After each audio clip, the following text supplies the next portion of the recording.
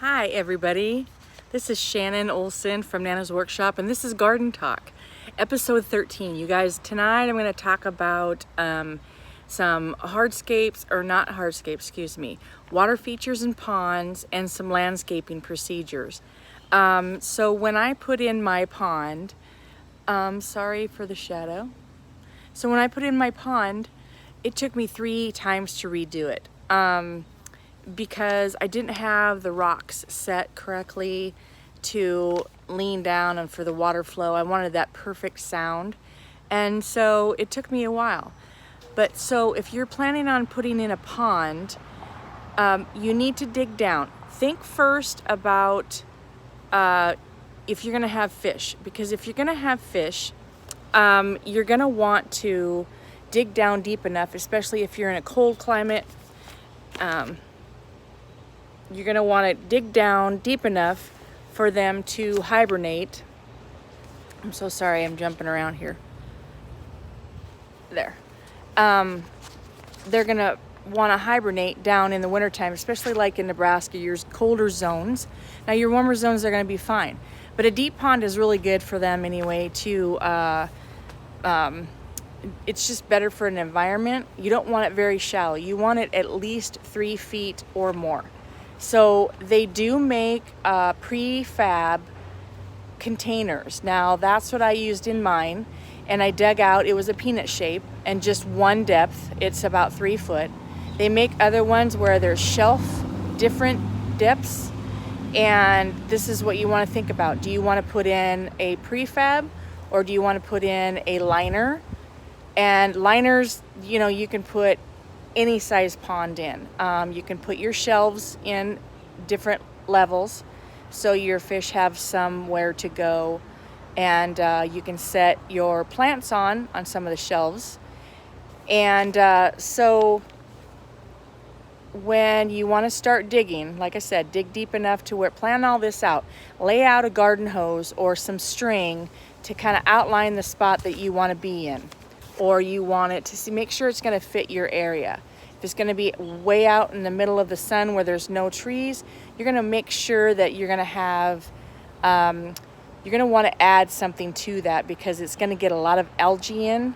If it gets part shade, it takes care of itself for the most part. Mine does anyway, in my opinion. And the fish take care of the mosquito larvae and things like that. You're going to want to think about, are you going to add plants in there? Cannas grow well. Your King Tut grasses grow really well. Just Google water plants, lettuce, water lettuce, many things that fish love to eat the roots on, and things like that, kind of self-feeding them. It kind of is like its own ecosystem if you get that balance right, and it's just a beautiful thing. You don't have to.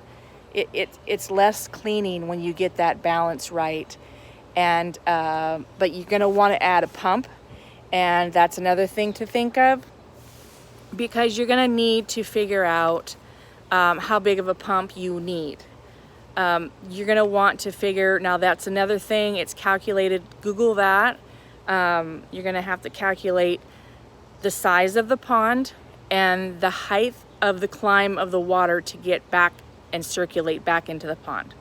If it's just flat, it's not going to probably need a big pump. But if you have a high waterfall, you're going to need a larger pump to get that water back up and back into down the waterfall. Other things to consider, you're going to want to make sure your filter, you're going to have to clean that filter, and that's going to depend on, you're going to have to play that by ear, clean it out at least twice a week. I clean mine at least once a week, but it's a small pond.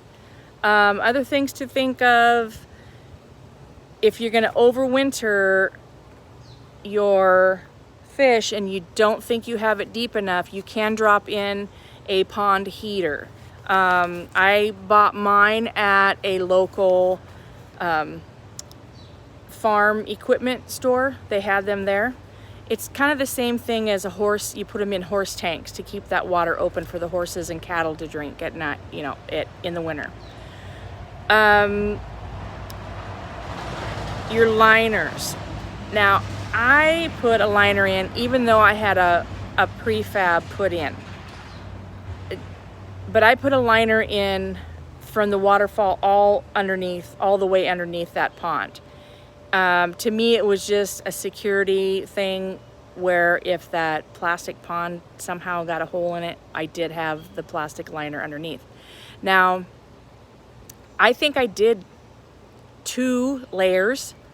Most of that liner is good enough for 1 layer. But I don't know if I mentioned it before. Make sure you put, when you dig your pond hole and your shelves, you know, your layers of dirt, soil, make sure you put a layer of sand down, because that's going to cushion anything. And if rocks work their way up, that sand's going to help cushion that pond liner or even the prefab. Pond plants. There's so many different pond plants you can have. Like I mentioned, the water lettuce. I will show you mine, the king tut grass, the baby tut. There's just so many pond plants that actually you'd be surprised at that actually love just sitting in the water. Now when you put them in, make sure you take all that soil off and wash all the roots off so that dirt doesn't get in there and kind of contaminate that pond. You want it, you know, it's running clean. Run your pond for a few days before you start adding things in. So you're going to see it filter and clean up. It's going to run its course, and then you're going to see where you can put things and have room. Also add rocks. If you have fish, put something down in there for them to play around or swim underneath. You're going to layer your rocks around the edges all the way up. You're going to have your waterfall completely down, but don't block your waterfall. Other water features you can do beside ponds, you can do bogs. That is in like a lower part of your landscape. And that kind of takes care of itself. It's just a spot in your, say, your yard where it's just down and the water just always gathers there. You can put your bog plants in there. Of course, you don't want to put fish because it's not going to probably be deep enough. Your water features like your bubblers, and you can put bubblers in there in a pond besides your pump. If it's a large enough pond, you can add a bubbler and the fish will love it even more. There has to be some kind of recycling and to make that oxygen in the water for those fish. Most fish need that in there. Your other water features, make sure that you're going to get mosquito larvae if it's standing still. If it doesn't, I have all mine on a timer, so it does kick on during the day, and it runs for quite a few hours. I use mosquito dunks, and you can get them at the local, like say Baumgart's or places where they sell farm equipment and things like that. They usually have mosquito dunks, and that's to keep in any like freestanding water. You want to put those. It helps with the algae and all that bacteria and stuff that mosquitoes love to thrive in, and it's harmless to the fish. It's harmless to the plants, so you'll be fine. You want to, like I said, you're going to want to keep the debris and the filter cleaned. And that's, like I said, that's going to be how fast that filter is going to fill up with gunk. So I would say at least twice a week, check that filter. And then if you get to you're going to get your rhythm where how often you're going to have to clean it. If you only have to do it once a week, great, fantastic. But I'm not sure on a large pond. Mine is fairly small. I think my little one is like a 33 gallon pond, peanut shaped pond. The water evaporates very easily, especially when that pond is running, and especially if that pond is out in the sun. So you're going to want to check that water level all the time, especially for fish and the pump. You don't want that pump to go dry. It will burn it up and it will totally ruin it. So let's move on to fountains, water fountains. You can, like, same thing, add your mosquito dunks in there. Don't forget to add those because those mosquitoes will thrive in there. If it's a continuous running, you probably won't have such a bad problem. But if it's on a timer or if it only runs whenever you turn it on, you're definitely going to want mosquito dunks in there to keep that bacteria out where mosquito loves to thrive in it. Let's move on to landscaping. So if you are landscaping for a perennial yard or perennial bed, they say, now I never put any liner down in my perennial yard, my garden, because the rains are going to need to soak in well to that ground, and that liner is going to keep that moisture down in there, so it's not going to dry out naturally. And any other nutrition that God provides for those perennial gardens, it's just going to have to, it needs the air, it needs the saturation for the rains. You don't want it to get bogged down, because some of those plants that you're going to put them in need that drainage, really well drainage. Now you can amend the soil. Now sometimes you can throw in some sand for extra drainage, and I don't know why I went totally white. Or you can add in, just go to your local garden stores and ask them, what can I use to amend my garden beds before I plant?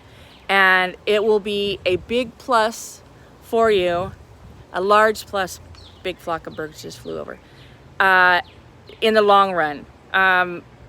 Years from now, those garden beds are going to be so much nicer if you amend that soil beforehand and start with.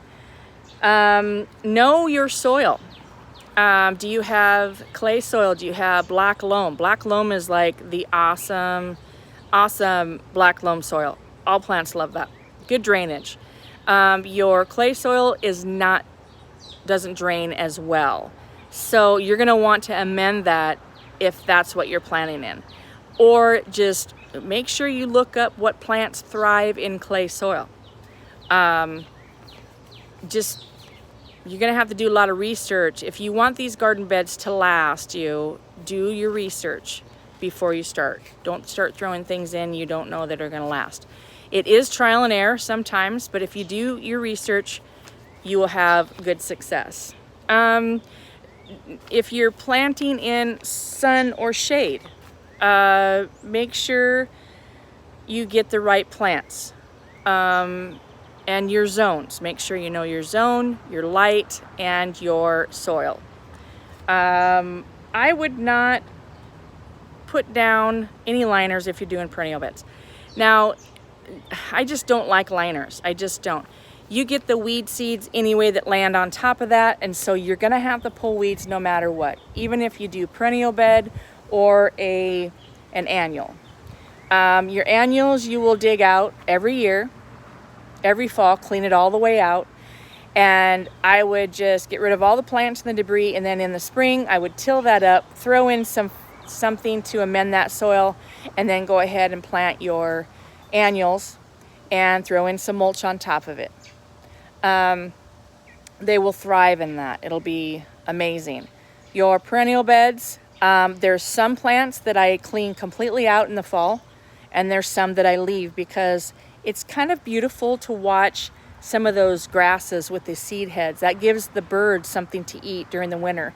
And it's also some of these things, if you leave them, it's beautiful winter interest. When it snows, it's just very pretty, very, very pretty, very, very pretty. I'm a painter as well, so it's very beautiful canvas art, I think, in God's beautiful nature, I want to say. And then you can chop those down or cut them down in the spring. And then, so perennial beds in the spring, now I use preen to fertilize and for weed seeds. I use it twice. I use it right away in the spring and then around June, I would say late June. So any of those weed seeds that start falling on the ground, the preen is going to take care of that. It's not going to take care of all of them. You still have to weed. Yes, you do, no matter what. A lot of people ask, I want no maintenance. In my eyes, there is no such thing. You're going to have to pull some weeds. You're going to have to, no matter what. Even if you plant all shrubs, you're going to have to pull weeds. Weeds blow around in the sky. Birds pick up weeds, seeds. Birds poo seeds, so they grow. You're just going to have to pull weeds. Let's see what else. Amending the soil. I think that about covers it. So before we do a walk around to see what's growing in the garden tonight, the daylilies have been doing really well. Now I'm going to show you a couple plants though that, since it's been so ridiculously hot these last 2 months, some of these daylilies got heat stress, and I'm not worried about it. It just doesn't, the leaves just don't look nice, but they still flowered. But I'm not worried about it because they will bounce back. Because in the fall I'm going to cut the daylilies all the way down, and they'll be healthy again next year. It's just, they just get a little stressed out and the leaves look brown. So I'm not worried about it. It's going to be okay. Other than it doesn't look nice and green, I'm okay. It's going to be all right. So, and I'll point those out as we walk around. So, and then we're going to go back and I'm going to kind of show you the pond. So I think we'll just go ahead and start out here. And yes, no judging. Weeding is an ongoing weeding all the time. And then I'm going to show you, actually I'll show you the hibiscus that bloomed recently. It's called grape sorbet, and it's just gorgeous, almost like a gray purple. It's just beautiful. So I think we'll go ahead. I'm going to turn the camera around and I'll show you. This is my hibiscus bed, actually. It's got some grasses in it, but mostly my hibiscus are here. There's the pink ones, my red one's in the back. There's a reddish dark fuchsia one right there, but this one here is the grape sorbet. But look at the color. Isn't that gorgeous? It's gorgeous. I love it. Here's one that fell down, but look at all the blooms on that one. It's just beautiful. So don't mind my painted sidewalk. I do crafts as well. So we're going to enter the garden here. I think we'll just kind of walk along the sidewalk first of all. Some of these I didn't deadhead, but the roses are starting to bloom again after I deadheaded them not too long ago. My salvia, some of it's reblooming. Some elephant ears. My morning primrose. I love those in the morning. They're just beautiful. But here's some of the stress. You can see the leaves, how brown they are, but that's the heat. That's heat stress. These petunias are wild. They reseeded themselves. I have some vinca in there. Some garden phlox and coneflower. All right, and then we're gonna go around the vine here. That's my sweet autumn clematis. So then we're just gonna go around. This is actually a pussy willow tree that was grafted, and the large stem died back. So now all of this is actually growing from the original root, and I have it tied up on something.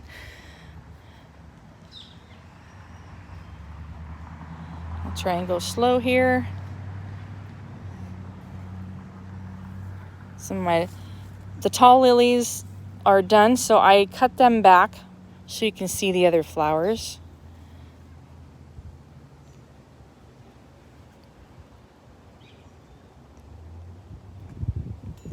A lot of cleome. I call it cleome. Some people say cleome. This reseeds. These little things right here will be full of seeds. And they go all over. As you can see, I pull out, it's like bachelor buttons. I pull out what I don't want, and I leave some that I do want, so. But you can see some of these plants just got horrible heat stress.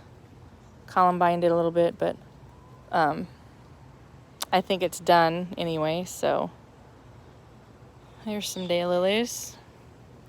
This daylily here, always it's so touchy in the heat, and I'm thinking about moving that because it gets such horrible heat stress. But it's a beautiful flower. And here's some here's a canna. Now these two will work well in a pond. Just put them in a little basket and put them down in the water, and they would love it. My lamb's ear is getting crazy. There's 2 spots of it. And we're going into the shade garden. I'll step back and show you the canopy that I got going on here. This little hosta is called mouse ear, and it's very cute.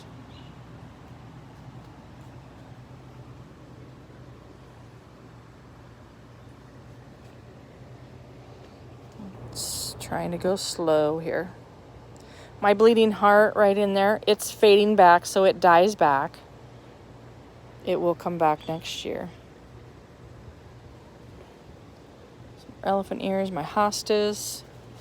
I do have impatiens back here, and hopefully they're gonna take off. They're struggling because of the heat, but they're down in there. You can kind of see the red here and there. My ferns and hostas and toad lily. This is a toad lily. And all along here, there will be little flowers, and I love them. They're polka dot flowers. So all my ferns. Patience.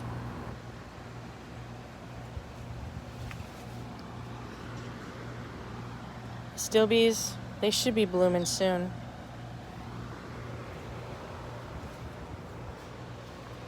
But this is a view from underneath the pergola.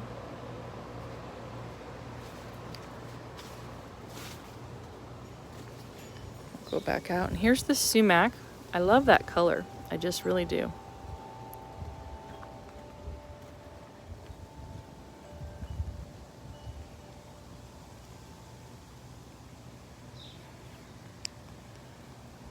So, okay, I'm gonna try and step back, but here's my honeysuckle that died, but I do have one that's starting to grow back up into it. So I'm very happy and pleased to see that. And the wisteria and the bittersweet. So it has made such a beautiful canopy. I love it.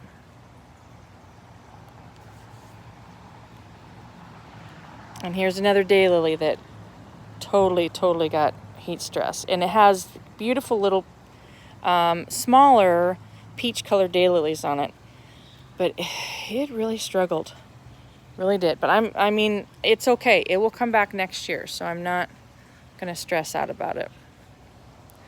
But here is the main sunny garden.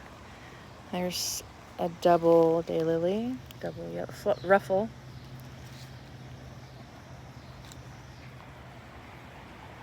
You remember the butterfly bush that I